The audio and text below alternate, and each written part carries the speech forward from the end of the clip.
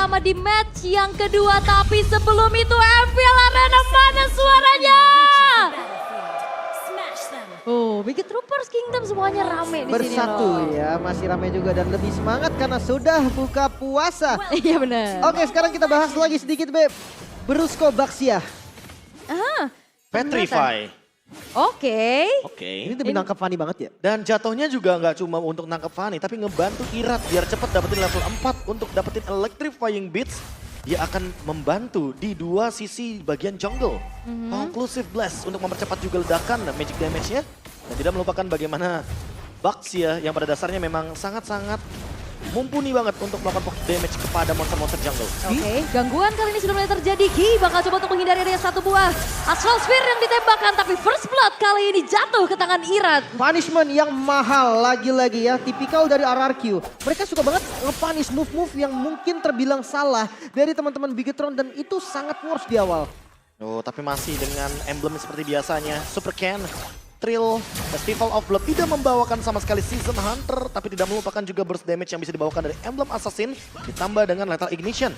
Sementara untuk Rom dari Baxia, Wilderness Blessing, rotasi adalah kunci. Oke, untuk Super Ken mungkin kayaknya gue tahu sih karena landing jauh tapi top. Yap, ini agresivitas dari Irat udah mulai kelihatan ya. Dia udah jalan ke arah top lane. Dan dia nggak mau nantinya Super Ken akan bisa leluasa juga untuk melakukan invasi nih. Nah, dipotong farmingnya, tapi ya kelihatan juga bahkan Super Ken dia mau all in. Dia butuh level 4 soalnya. Oke. Sebenarnya selama Super Ken tidak tertangkap dengan Curtain Skull dari Dawn, harusnya aman aja. Dia bisa terbang kemanapun. Gak ada batasan untuk dia melakukan serangan, apalagi untuk gold lane-nya Skylar loh, yang jatuhnya escape skill-nya sangat-sangat minim, hanya bermodalkan flicker. Kalau posisi banget ya. Iya, jadi kalau misalkan dia tiba-tiba engage ke tengah-tengah team fight dan dia nanti harus bener-bener targetnya juga banyak kayaknya. Ada 4 selain mungkin Baxia yang begitu tebal di depan. Oke.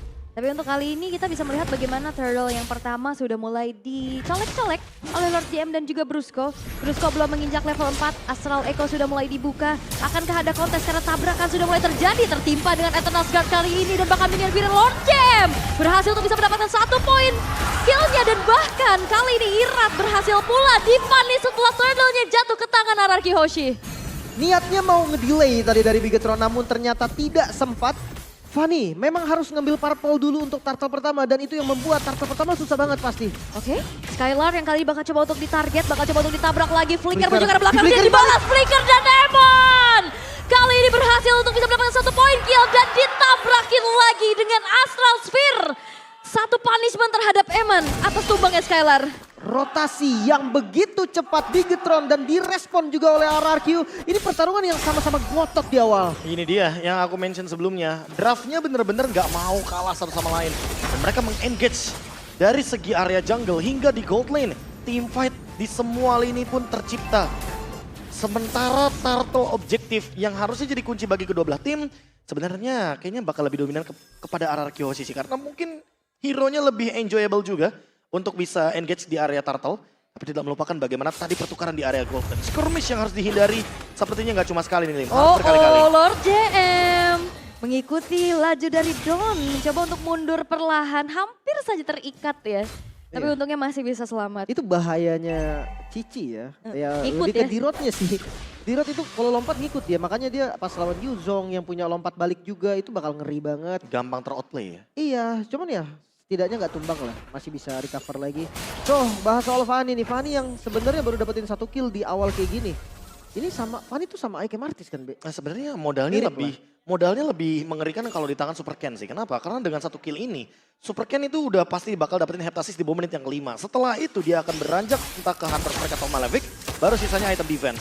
Dia suka banget dengan Athena Shield dan juga Antiquiras. Makanya ketika Lord ada atau muncul dan nanti mungkin Bigetron kehilangan kuantitas, mereka masih bisa engage Lord-nya. Jadi secara paksa dan juga secara item kualitas hero, dia bakal benar-benar ngotot di objektif. Oke, dan seperti ada juga ngotot di arah top lane. Kali ini Disperse Storm Skylar bakal coba untuk di-commit dan berhasil. Sudah kombinasi dari Ki dan bahkan Okta. Berhasil pula untuk bisa mempanis siapapun yang menyentuh ke arah Skylar. Tapi kali ini Turtle dan berhasil juga diamankan oleh Irat karena Super Ken-nya ditabrak oleh Brusco. Bakal coba untuk digesek lagi ada Steel Cable. Dan bahkan kali ini Brusco terlalu kuat untuk bisa ditumbangkan dan Super Ken dipaksa untuk mundur. Masih bisa selamat untungnya dan lagi-lagi turtle kedua yang bakal menjadi keunggulan untuk tim RRQ. Ini dia nih, objektif turtle yang menjadi kunci dari RRQ. 2 turtle menjadi poin yang cukup positif dan Okta mau nggak mau harus mencoba untuk mengcover Skylar-nya lebih lama lagi. Karena kayaknya yang mau skirmish di gold lane itu malah Bigetron-nya, Lim. Tidak sesuai dengan apa yang tadi kita perbincangkan. Kalau misalkan RRQ yang skirmish, mereka yang rugi. Tapi Bigetron ingin memaksakan skirmish itu terjadi terus di area gold lane. Wah, Bikin menarik. rugi Skylar-nya. Menarik banget nih. Tapi dari fight turtle-nya tadi, wah gue ngeliat nih Brusco udah jadi the gatekeeper nih pastinya. Karena gak bisa masuk sama sekali dari Fanny-nya mau terbang lewat pun itu ditutupin sama palang pintu ini Brusco. Dan ini sampai dengan turtle yang ketiga. Kalau sampai Lord kayaknya bakal bahaya karena ada Dirot dan juga ada Kari. Konsil, Astral Echo sudah mulai dibuka juga. Dengan adanya Dawn kali ini mencoba untuk mengikat dengan Curtain Skull-nya. Connect ke arah 2, Eternal Guard sudah mulai menginjak kepala dari seorang Skylar. Dipaksa untuk mundur, Astral Sphere belum connect tapi Brusco masih mencoba untuk maju lagi. Menabrakkan dirinya terhadap seorang Eman kali ini dengan Minion Fury yang dikomit. Emannya masih bisa bertahan mundur karena belakang dan justru kali ini Brusco yang hilang di tangan Moreno. Terlalu overcommit nampaknya ditabrak tapi paling enggak mereka dapetin satu buah objektif turret di atas. Ya ini adalah tindakan terbaik dari yang terburuk yang bisa dibawakan oleh teman-teman dari Bigetron Alpha. Menukarkan satu poin kill sehingga setidaknya Brusco tidak akan lama-lama untuk kembali di depan. Abyssal Strike-nya ternyata masih belum cukup damage sehingga Dawn gak bang? Dawn. Ya ini satu buah miskalkulasi nampaknya Be ya. Kalkulasi yang cukup beresiko sih karena Lord JM udah rotasi jauh banget dari bottom lane menuju ke bagian dari top lane. Tapi kalau kita melihat sejenak, Superken, dia bener-bener cari poin kill banget dibandingkan dengan objektif dari Turtle. Yap, oke. Satu buah katro ternyata udah mulai terbuka. Skylar masih bisa bertahan juga dengan adanya bala bantuan dari Brusco dekat dirinya. Masih aman juga. Tapi lagi-lagi Turtle memang menjadi satu buah masalah untuk Fanny sendiri. Apalagi sekarang udah pegang lane jauh nampaknya. Nah ini Skylar udah mulai rotate juga ke arah bawah dan bakal dikasih space karena mengetahui Skylar juga dari tadi ditekan, Brusco-nya udah mulai nempelin nih. Dan mereka tahu kalau Skylar udah tumbang 2 kali, kayaknya lebih baik berikan ruang untuk Skylar. Dan ini bukan hero yang bisa menciptakan ruang seperti Cloud. Mau nggak mau harus ditempel sama Brusco. Lihat, Brusco bener-bener mengendalikan hampir di semua lini jauhnya. Yap, tapi sepertinya kali ini bakal coba untuk dipunish. All in menuju ke arah seorang Brusco. Lord JM dengan Abyssal Strike. Ditukar dengan adanya satu lagi objektif di arah top lane ya. Dimana Iratnya berhasil juga untuk mengenapankan perfect turtle untuk dirinya. Cukup berani ya sebenarnya. Mereka kayak ada dua kejadian di waktu yang sama berarti Be. Mereka membuka map di bagian bottom lane. Mereka juga membuka di bagian setup Turtle. Untungnya tidak ada orang di Turtle ketika melihat ada Lord JM dan juga Key yang hadir di area bottom lane. Kuantitas menentukan bagaimana informasi yang bisa dilakukan oleh RRQ. Tapi open 2 map kali ini kalau terjadi di Lord kayaknya cukup berbahaya sih, Lim. Iya kan, itu in and out soalnya kan, itu bahaya banget nanti bakal dipunish juga. Tapi untuk landing jauhnya nih, Fanny, Superken, match up-nya berarti Dawn ya. Mau nggak mau kan, atau 3-2 Brusco sama Skylar. Brusco Be? Skylar kayaknya. Lihat dari tadi mereka benar-benar gak lepas sama sekali. Ini mengingatkan kita juga dengan gameplay di season 12 di mana Skylar selalu ditempelin sama Naomi. Dan ini jatuhnya mirip-mirip nih. Gameplay cover tapi pakai hero agresif. Bisa buka juga, bisa ngasih efek stun juga. Dari audience predictions, Oh. 77% untuk RRQ. Wow. Yap. Hanya 23% saja untuk Bigetron. Tapi kalau dari game jujur nggak gimana-gimana. Petrify. Petrify kali ini Superken. Bahkan cepat dikejar, torn apart, memory terlalu jauh dari jangkauan sepertinya. Sayang banget ngebuang satu buah flicker Skylar. Ini pasti ada satu informasi yang penting banget. Dan itu bakal di-aim abis-abisan. Dan setupnya menuju ke Lord yang pertama. Per 37 detik lagi. Sementara lihat Skylar untuk flickernya masih belum terlalu ready. Petrify mungkin bisa ready ketika nanti Lord hadir. Namun untuk flicker berarti targeting dari Bigetron Alpha akan lebih kejam lagi menuju ke belakang. Mungkin ya, kita akan lihat nanti. Cuman gue suka sih memang ketika Superken ini udah pegang landing jauhnya. Karena dia tuh bener-bener adaptif banget dari build-nya. Kita nggak lupa lah dari MPL Playoff season kemarin. Iya. Itu yang dia sampai gontang ganti item banyak banget sampai network dia tuh paling tinggi. Dia ganti Immortal, ganti Rose Gold. Sampai full defense ya. Iya. Makanya sangat-sangat adaptif melihat adanya keadaan yang di bagian lane jauhnya.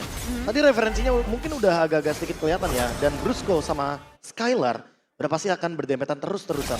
Oke, 1v1 situation antara kedua belah jungler. Electrifying diaktifkan, bermain dengan steel cable. Memang tidak ada yang tumbang karena dua-duanya sama-sama lincah. Tapi Superken bakal coba untuk sneaky picky lagi di area rerumputan. Mencoba untuk kembali menjalankan lane Oh jauhnya. dia mau nge-cut.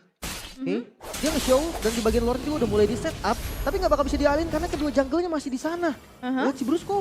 Oke, tapi kayaknya Irat udah sampai duluan. Tapi Lord JM kali ini bakal coba untuk memberikan ada sedikit healing damage lagi. Tapi terangkat sudah dengan ada minion Vino. Tapi Brusco yang kali ini berhasil untuk ditumbangkan down dengan Vengeance tidak membuat dirinya selamat. Sehingga dua pemain dan Super Ken berhasil untuk bisa mendapatkan Irat sendirian. 3 member yang hilang dan sekarang Lord terbuka bebas untuk Bigetron. Konteskah dan hati-hati Okta masih ada. Harus ditutupin nanti dari Astral Recall ya. Tapi Skylar kali ini bakal coba untuk dimakan juga sepertinya. Dikejar lagi dan killing spree diamankan. Membiarkan Lordnya dipegangin oleh Iman dan Ki. Dan eksekusi dari Super Ken yang begitu baik. Berhasil untuk bisa membuat keuntungan yang begitu banyak untuk Bigetron Alpha. Wah ini goldnya langsung dipegang Bigetron 2000 loh. Swingnya jauh banget sih. Dengan satu event aja di mana Brusco tertangkap dengan ada Minion Fury. Dan kali ini purple buff-nya tidak akan dimiliki oleh Irat. Ditambah lagi Iratnya dikejar sama Super Ken. Dicari dan seperti biasa informasi NF Brody. No flicker Skylar. Otomatis semua mata akan tertuju ke Brody dari Skylar. Wah ini komunikasinya berjalan bagus ya. Lu pegangin dulu, gue kill dulu nih Skylar ya. Iya kelihatan banget sih. Tadi memang sebenarnya udah nggak ada jungle dari RRQ. Lordnya tuh memang udah susah banget. Dan push bawahnya gak sih? Iya udah berjalan juga. Makanya sekarang mereka tuh defense. Tapi kalau ngomongin defense ada Okta yang dia high ground defender juga. Dan bahkan dari 50 kali dilontarkan, 51 lebih tepatnya, 21 hit dari Astral Recall-nya. Sangat cenderung on point. Dan masih jarang miss. Oh ketahuan Super Ken, ternyata awareness dari Brusco untuk ngecek arah rumputan begitu baik ya. Ya gue udah ngeliat rumput itu rumput bahaya sekarang. Rumput bahaya. Semuanya. Tapi pas mid mau dihancurin doang, itu rumput tuh sering banget diisi. Nah kalau misalkan udah sampai best talent, mungkin di pojok-pojok kali ya, di rumput pojok pinggir map ini udah harus diwaspadai juga. Kalau di MPL Filipina bilangnya rumput RSG. Kalau di Indo mungkin bilangnya rumput Gcom kali ya. Bisa jadi. Paling sering tuh Baloski di situ soalnya. Oke, tapi ini kayaknya masih safety juga untuk defense. Gak ada best starting. Bottom lane. Oh, Super Ken. Buset. Benarin lagi dengan ada steel cable dan bahkan Brusco. Terpick off untuk kelima kalinya. Irat kali ini bakal coba untuk di-commit. Terkena lagi dengan adanya damage yang disumbangkan oleh Iman. Dan killing spree diamankan. Dua pemain dari RRQ Hoshi menghilang. Wow, ini masih ada turret di arah midnya. Ini bisa jadi objektif tambahan pastinya untuk Bigetron. Dan lagi-lagi kontrol landing jauh yang gue ngeliatnya malah gak ada solusi sekarang, Be. Iya. Kita melihat tadinya kan sebenarnya ada formasi 3-2. Tapi kalau misalkan sekarang jadi 4-1 makin lebih berbahaya sih menurutku. Melihat potensi seperti ini, Bigetron mau maksain dari semua lininya dimenangkan. Match up ditutup dan bahkan melihat bagaimana resource jungle yang semuanya dimakan oleh Super Ken. Membuktikan kalau sekarang Bigetron Alpha makin leading lebih jauh lagi. 4.000 gold bisa bertambah jadi 8.000 setelah nanti Lordnya kedua. Bahkan itu dari Lord tadi aja advantage-nya udah sampai 3.000 loh. Dapat lagi orange buff-nya. Dan itu baru advantage belum comeback. Kalau comeback kita mungkin berbicara hampir 5.000 gold total loh. Dari yang awalnya sebenarnya RRQ Hoshi sempat unggulkan dengan 5 poin kill yang mereka dapatkan. Oke, dan sekarang damage dari Super Ken aja udah bisa loh. Sendirian gitu dia nge-pick off keberadaan dari Brusco yang notabene paling super tanky gitu dari RRQ Hoshi. Ya, mungkin karena nggak ada yang hero lockdown juga kali ya. Makanya tadi lihat deh Super Ken mainin 4 kabel ya kan. Itu namanya Fanny meriang di tengah-tengah jungle. Sudah lama dan Brusco yang jadi korban. Tapi oke, Super Ken ternyata hampir saja tersergap oleh pemain-pemain dari RRQ Hoshi. Dan tidak mau overcommit juga ya, lebih memilih untuk mundur. terbukti Super Ken berdasarkan player gold by UBS Gold. Ini menjadi investasi yang paling berhasil untuk di game kali ini. 10.000 gold untuk pertama kalinya disusul dengan Eman di urutan yang kedua. Yap, Super Ken kali ini sudah mulai saling bertemu kembali dengan adanya sang jungler. Irat bakal coba untuk langsung saja memberikan sedikit dealing damage dengan Electrifying Beast. Tapi gocekannya dan lihat bagaimana satu buah katron tapi Skylar hadir dan turn apart memory. Men-shutdown keberadaan Super Ken dan di sisi lain Iman. Dan juga Moreno bersama Ki sedang bekerja keras untuk bisa mendapatkan ke arah Lordnya dan berhasil juga diamankan di tangan Moreno. Dan Brusco kali ini mencoba untuk melarikan diri tapi lihat damage yang disumbangkan oleh Iman begitu menyakitkan Lord Jam. Dan juga Moreno bersinergi dan akhirnya Brusco pun ikut menghilang. Oke, pertukaran 2 ditukar 1. Sama-sama kehilangan jungle namun di daerah Lord mereka cukup pede. Bigetron menguasai tempo kali ini dan berempat mereka coba untuk mendobrak RRQ. Oke, base turret udah mulai dihancurkan. Di atas sudah tidak ada dan di arah tengah juga akan segera diruntuhkan. Dawn yang kali ini akan menjadi target. Masih ada Immortal di dalam tubuhnya yang dipertahankan. Irat? Tapi Irat akan coba mengejar, mencari lagi dari ritmenya dan ternyata harus terpukul mundur karena damage dari Eman. Begitu mengerikan. Wah, the basic attack dari Eman ya. Itu kalau misalkan pasifnya pecah sekali lagi, Lim. Kayaknya beda cerita tuh, Lim. Itu dampak dari armor bricknya Direct loh.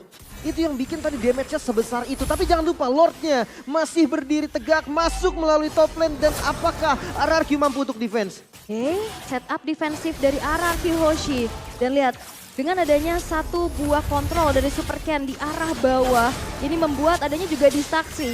Dengan adanya Lord yang sekarang sudah mulai masuk ke arah base dari RRQ Hoshi, Ki masih mencoba untuk mencari momentum dengan adanya minion Fury yang dimiliki. Electrifying Beats aktif dan sekarang lihat bagaimana Super Ken menuju ke arah belakang. Okta yang dituju tapi lihat Iratnya gak bisa diselamatkan lagi dan base cukup terbuka dengan lebar kali ini. Biggitron Alpha menarik dari Super Ken dengan skill Kiabu dan Biggitron Alpha